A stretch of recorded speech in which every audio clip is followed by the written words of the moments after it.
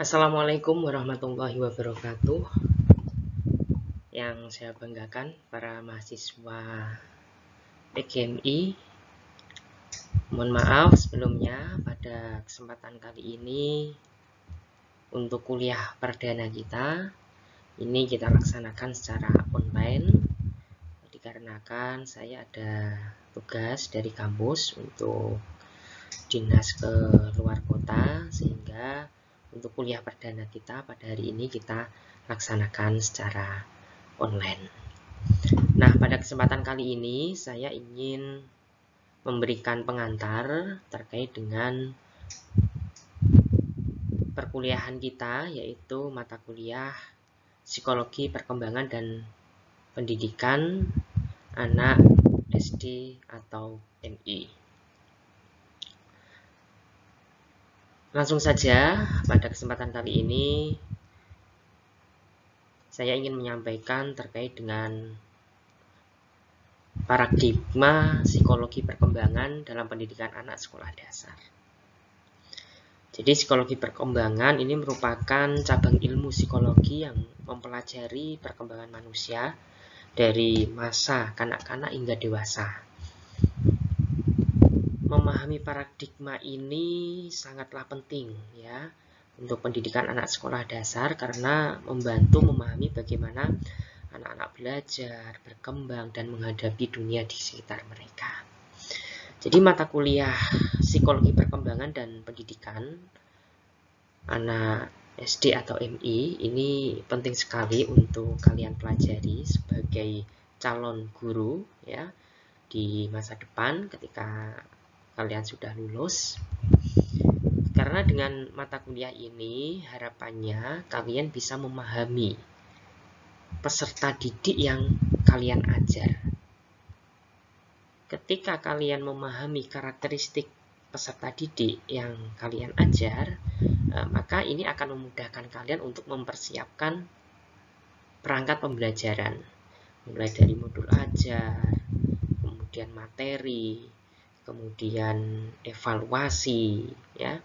Nah, ini ketika kita tahu bagaimana karakteristik peserta didik kita, maka persiapan pembelajaran yang kita siapkan ini tentunya adalah sudah sesuai dengan kebutuhan peserta didik kita. Oleh karena itu, ya, di semester awal ini ya kalian mendapatkan mata kuliah Psikologi Perkembangan dan Pendidikan Anak SD atau MI sebagai bekal ya kalian nanti ketika sudah menjadi guru ya kalian sudah memahami teori tentang psikologi perkembangan dan pendidikan. Baik, tahap-tahap perkembangan anak di usia sekolah dasar ini memiliki beberapa tahap perkembangan. Ya, ini mulai dari bawah ya, yaitu usia 0 sampai 2 tahun ini disebut tahap sensomotorik ya. Pada tahapan sensomotorik ini ya, anak melibatkan interaksi lingkungan dengan panca indera dan gerakan motorik serta pengembangan kemampuan kognitif dasar. Ya. Contohnya adalah ketika anak usia 0 sampai 2 tahun ya. Mereka menggunakan panca inderanya untuk berinteraksi dengan lingkungan. Ya, misalkan dengan tangan dia memegang botol, kemudian dengan mata dia melihat orang-orang yang ada di sekitarnya ya. Kemudian mulai melakukan gerakan motorik ya. Nah, seperti merangkak ya. Berlatih berjalan ya. Nah, itu terjadi pada tahap sensomotorik. Kemudian tahapan yang kedua adalah tahap praoperasional, yaitu usia 2 sampai 7 tahun.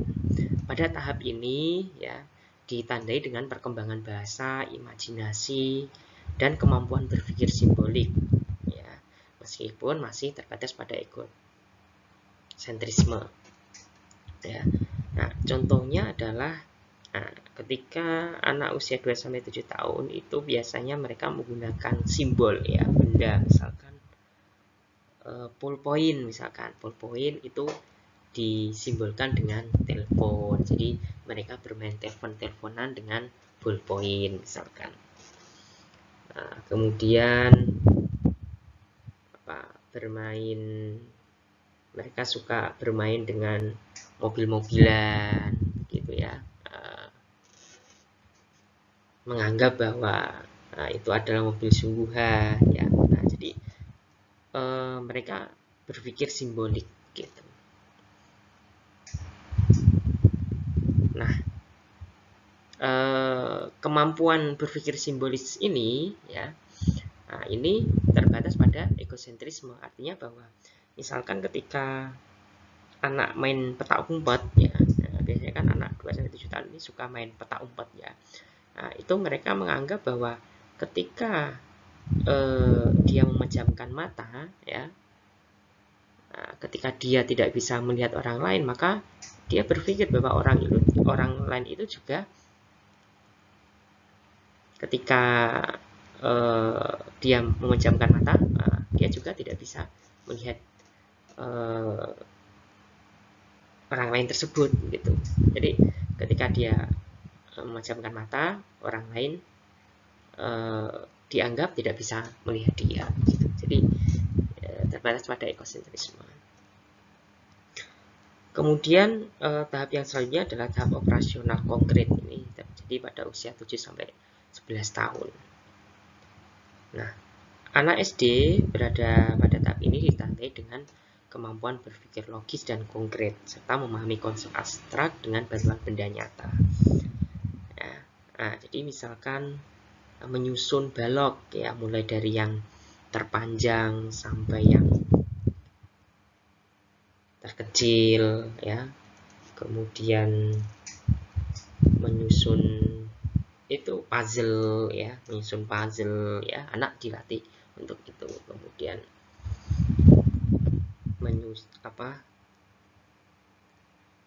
menyusun yang lingkaran-lingkaran kecil, itu yang paling dasar yang besar, kemudian lingkaran yang agak besar, kemudian lingkaran yang paling atas lingkaran kecil, ya. Itu kan ada mainan seperti itu, ya. Nah, itu adalah kemampuan berpikir logis dan konkret. Nah, itu terjadi pada tahap operasional konkret. Maka apa kegunaan atau implikasi dari tahap-tahap perkembangan anak, mulai dari tahap sensor motor dengan tahap operasional konkret. Nah, dengan memahami ini, ya, memahami tahapan ini, guru bisa merancang proses pembelajaran, ya, yang sesuai dengan tahap perkembangannya. Jadi misalkan kalau guru PAUD, ya, guru PAUD usia 2-7 tahun, berarti mereka dilatih untuk belajar menggunakan benda-benda sebagai simbolik, gitu. Kemudian ketika memasuki SD, ya, guru-guru SD atau guru-guru MI, ya, menyediakan permainan-permainan yang bisa meningkatkan proses berpikir logis dan konkret. Nah, itu merupakan tahapan-tahapan perkembangan anak di usia sekolah dasar dari umur 0 sampai dengan 11 tahun. Nah, selanjutnya adalah aspek fisik dan motorik anak SD, ya.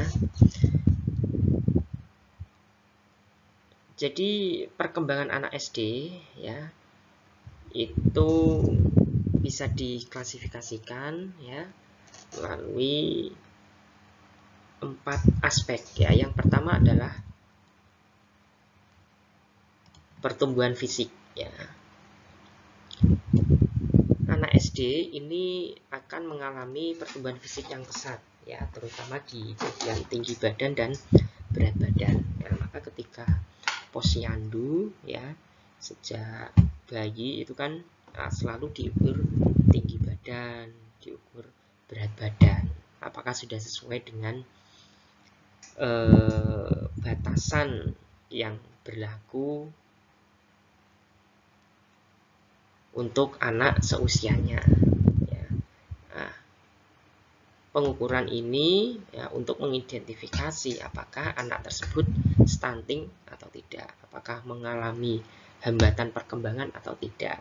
Ya, maka ketika posyandu itu selalu diukur tinggi badan, berat badan ya untuk mengetahui kondisi perkembangan anak apakah sudah sesuai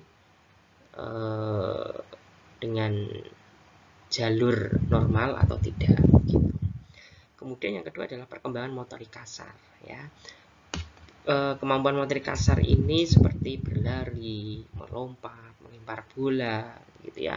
Nah, maka anak-anak itu pasti sukanya ya lari-larian, lompat-lompat, melempar bola ya, bermain bola. Maka ketika melihat anak yang seperti itu maka tidak perlu dilarang ya, karena itu memang tahap perkembangannya ya seperti itu untuk melatih perkembangan motorik kasar anak ya. Nah, kadang kan ada orang tua yang anaknya suka lari-larian terus dimarahin, hei jangan suka lari-larian nanti jatuh, nah, gitu. Nah itu akan menghambat perkembangan motorik kasar anak. Ada anak yang suka lompat-lompat gitu ya, dimarahin, oh, jangan suka lompat-lompat, nah, nanti jatuh. Nah itu nanti akan menghambat perkembangan motorik kasar. Maka biarkan mereka mengeksplor kemampuan mereka ya untuk mengembangkan motorik kasar ya. Kemudian yang ketiga adalah perkembangan motorik halus ya. Nah, perkembangan motorik halus ini diidentifikasikan ya, misalkan melalui menulis, menggambar, menggunakan alat tulis ya.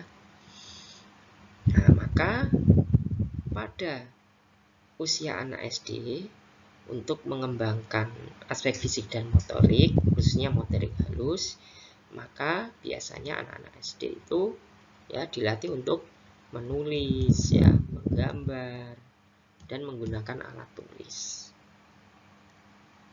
Ya, untuk mengembangkan motorik halusnya. Nah, kalau ini tidak dilatih ya, maka ketika anak sudah dewasa mereka akan sulit untuk berkembang ya. Jadi untuk mengembangkan kemampuan anak yang sesuai dengan tahapan perkembangannya, nah, maka ini harus dilatih sesuai pada tahapan pengembangannya ya. Di usia SD ya, maka ini harus dilatih motorik kasar, motorik halus begitu, agar dia tidak terlambat, agar mereka bisa berkembang sesuai dengan perkembangan seusianya ya. Maka guru SD harus melatih anak-anaknya untuk menulis, menggambar ya, untuk melatih motorik halusnya. Nah, biasanya kalau ada anak yang tulisannya jelek begitu ya, nah mungkin itu waktu kecil ya tidak dilatih motorik halusnya, nah, jadinya tulisannya jadi jelek ya. Berarti kalau Pak Dokter itu perkembangan motorik halusnya kurang baik dong Pak ya.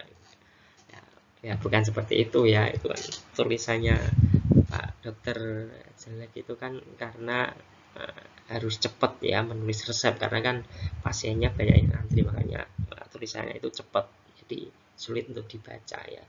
Tulisan sulit dibaca bukan berarti tulisannya jelek, bukan ya. Nah, itu contohnya ya. Jadi kemampuan motorik halus ini harus dilatih sesuai dengan tahapan perkembangannya. Nah, kemudian adalah koordinasi dan keseimbangan. Nah, anak SD ini harus diajarkan tentang gerakan-gerakan tubuh ya, untuk menyeimbangkan atau meningkatkan keseimbangan, ya, terutama adalah aktivitas fisik, ya. Nah, maka biasanya kalau kita ke tempat-tempat wisata itu kan ada permainan-permainan yang melatih keseimbangan anak, misalkan melalui jembatan, kemudian memanjat tali, ya. Nah, biasanya di tempat-tempat wisata outbound, nah itu kan disediakan permainan itu. Nah, itu untuk melatih keseimbangan dan koordinasi antar panca indera. Nah, itu adalah aspek fisik dan motorik anak SD, yaitu pertumbuhan fisik, perkembangan motorik kasar, perkembangan motorik halus, dan koordinasi dan keseimbangan. Selanjutnya adalah perkembangan kognitif anak SD. Ya, pada perkembangan kognitif anak SD ini ada beberapa hal. Ya, yang pertama adalah kemampuan berpikir logis. Jadi anak SD atau MI itu mulai berpikir logis, bisa memahami hubungan sebab akibat dan menyelesaikan masalah sederhana. Jadi misalkan kalau terlambat masuk kelas itu nanti dapat hukuman dari guru, ya. Kalau tidak belajar nanti akan mendapatkan nilai jelek, ya. Kemudian menyelesaikan masalah sederhana, ya, misalkan lagi main sepeda, tiba-tiba rantainya lepas, misalkan, ya, anak sudah bisa berpikir, oh caranya ini begini, gitu. Nah, untuk memperbaiki rantai yang lepas caranya begini, ya, itu adalah salah satu bentuk penyelesaian masalah sederhana.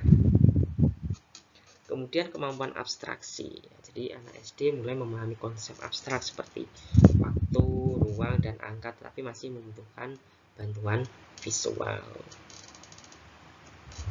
Kemudian kemampuan memori, ya, memori anak SD ini semakin berkembang. Mereka mampu mengingat informasi lebih lama dan mengingat kembali informasi yang dipelajari. Ya, maka anak SD ini adalah waktu yang tepat untuk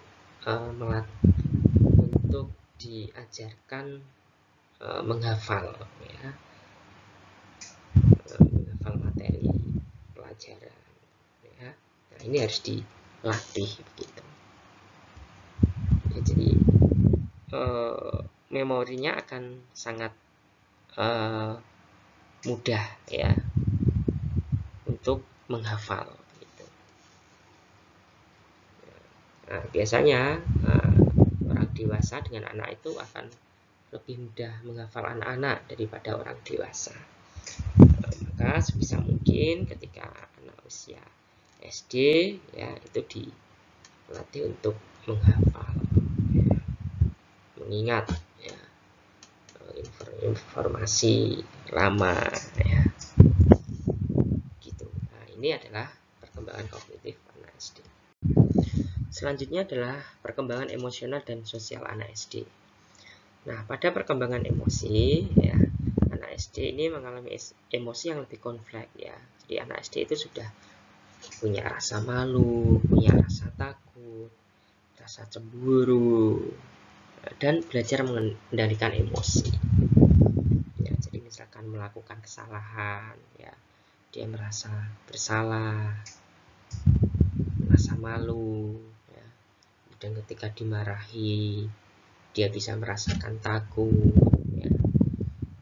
Kemudian ketika dia punya adik, mungkin orang tua lebih perhatikan ke adiknya, nah, dia punya rasa cemburu, gitu. Nah, bagaimana untuk melatih perkembangan emosi anak, ya? Nah, salah satunya adalah dengan cara memberikan pemahaman, ya. Jadi ketika anak itu sudah bisa mengenali emosinya, ya, maka berikan pemahaman kepada anak. Nah, misalkan ketika anak marah-marah, ya, maka biarkan anak itu marah-marah, meluapkan emosinya, karena itu proses mengenali emosinya. Ya, jangan malah ketika anak-anak marah dimarahin balik. Ya. Nah, itu nanti anak akan sulit untuk mengendalikan emosinya. Justru nanti malah itu akan ditiru, ya. Jadi malah jadi sering marah-marah. Ya, maka ketika anak sedih, ya, nah, maka diberikan pengertian, diberikan pemahaman bahwa apa yang mereka rasakan itu merupakan adalah ekspresi dari rasa kesedihan. Nah, kemudian ajarkan anak untuk mengendalikan emosi. Ya. Nah, jadi ketika ya anak nangis, ya anak tantrum, gitu, ya, nah, maka ajarkan untuk bisa mengendalikan emosinya, ya, ditenangkan, gitu, ya, untuk mengajarkan pengendalian emosi anak. Kemudian perkembangan sosial, ya, anak SD belajar berinteraksi dengan orang lain, membangun hubungan persahabatan dan memahami aturan sosial. Ya, jadi di dalam perkembangan sosial ini anak SD ini harus diajarkan untuk bisa berinteraksi dengan orang lain. Dimulai dari teman satu kelasnya, bahkan, ya. Jadi mungkin diminta untuk berdiskusi dengan teman sekelasnya, ya, diminta untuk berkolaborasi, gitu. Ya, nah, ketika ada anak yang pendiam, pemalu, tidak mau bersosialis dengan anaknya, maka guru harus melakukan pendekatan kepada anak tersebut, ya, memberikan pemahaman, memberikan perhatian agar anak itu bisa bersosialisasi dengan baik dengan teman-temannya. Ya. Kemudian anak juga bisa mulai membangun pertemanan, persahabatan, ya. Nah, ini merupakan perkembangan sosial yang terjadi pada anak SD atau MI. Kemudian perkembangan moral, ya, anak SD mulai memahami konsep benar dan salah serta mengembangkan nilai moral dan etika. Ya, itu tadi, kalau mukul temannya itu merupakan perbuatan yang salah. Ya, kalau nyontek, ya, itu perbuatan yang salah. Nah, anak sudah bisa mengkategorikan mana yang benar dan mana yang salah. Nah, itu adalah perkembangan moral. Nah, pembentukan karakter ini harus dilakukan sejak usia dini agar karakter yang terbentuk itu menjadi karakter yang kuat. Ya, jadi misalkan sejak kecil sudah diajarkan untuk disiplin, tepat waktu, misalkan. Ya, maka ketika mereka dewasa, ya, karakter disiplin itu akan melekat erat pada anak tersebut. Itulah pentingnya pembentukan karakter sejak sedini mungkin. Kemudian peran guru dalam memahami perkembangan anak. Ya, apa sih peran guru agar bisa memahami perkembangan anak? Yang pertama adalah pemahaman tahap perkembangan. Jadi guru harus memahami tahap perkembangan anak. Itu tadi di slide yang awal, ya, bahwa ada tahapan sensomotorik, ya, konkret, operasional, ya. Guru harus memahami itu. Guru harus memahami tahapan perkembangan itu, ya. Nah, untuk menciptakan lingkungan belajar yang sesuai dengan kebutuhan dan kemampuan mereka. Oh, pada tahap proses operasional apa yang harus dilakukan, metode apa yang harus yang digunakan, media apa yang digunakan, ya, nah, agar sesuai dengan kebutuhan anak. Kemudian pengembangan kurikulum, ya, jadi guru bisa mengembangkan kurikulum sesuai dengan tahapan perkembangan anak. Ya, misalkan anak kelas 1, anak kelas 2, nah, itu diajarkan untuk membaca dan menulis, ya. Nah, itu adalah bentuk dari pengembangan kurikulum yang sesuai dengan perkembangan anak. Kemudian strategi pembelajaran ya, jadi guru harus menggunakan strategi pembelajaran yang sesuai dengan tahap perkembangan anak SD ya, agar proses belajar yang lebih efektif dan menyenangkan ya. Contohnya ya misalkan strategi bermain sambil belajar ya. Nah, itu adalah, saya kira adalah strategi yang tepat untuk anak-anak di dalam penyampaian materi ya, karena usia anak SD ini kan masih suka bermain ya. Nah, maka dengan bermain itu ya, guru bisa menyelipkan materi-materi yang akan disampaikan. Kemudian penilaian dan evaluasi ya, penilaian dan evaluasi ini harus disesuaikan dengan perkembangan anak SD ya, agar dapat mencerminkan kemampuan mereka secara objektif ya. Misalkan instrumen penilaiannya ya menggunakan pilihan ganda misalkan ya.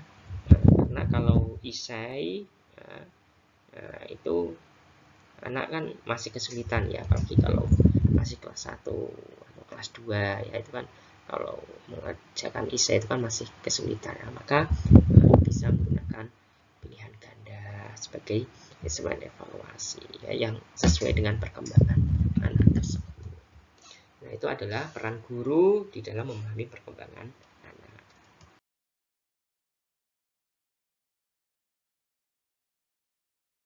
Oke, terakhir ini sebagai tugas ya. Nah, ini ada sebuah studi kasus ya, silakan kalian baca studi kasusnya, kemudian jawablah pertanyaan yang ada. Studi kasusnya adalah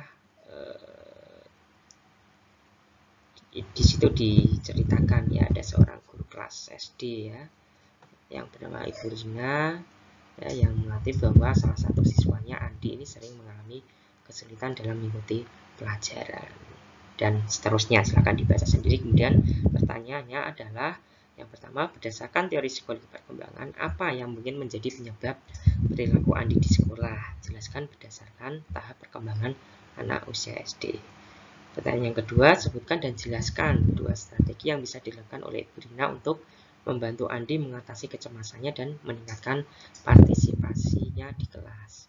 Yang ketiga, bagaimana peran orang tua dalam mendukung perkembangan emosional dan sosial Andi di rumah. Berikan contoh kegiatan yang bisa dilakukan oleh orang tua untuk membantu Andi. Kemudian yang keempat, jika adalah seorang psikolog yang diminta untuk memberikan saran kepada Ibu Rina, intervensi apa yang Anda sarankan untuk membantu Andi dalam jangka panjang. Silakan ini dikerjakan dan dikumpulkan pada hari ini juga ya. Nah, silakan waktu yang ada digunakan untuk mengerjakan soal studi kasus ini. Terima kasih. Demikian untuk perkuliahan online pada hari ini. Mudah-mudahan bermanfaat untuk kita semua. Wassalamualaikum warahmatullahi wabarakatuh.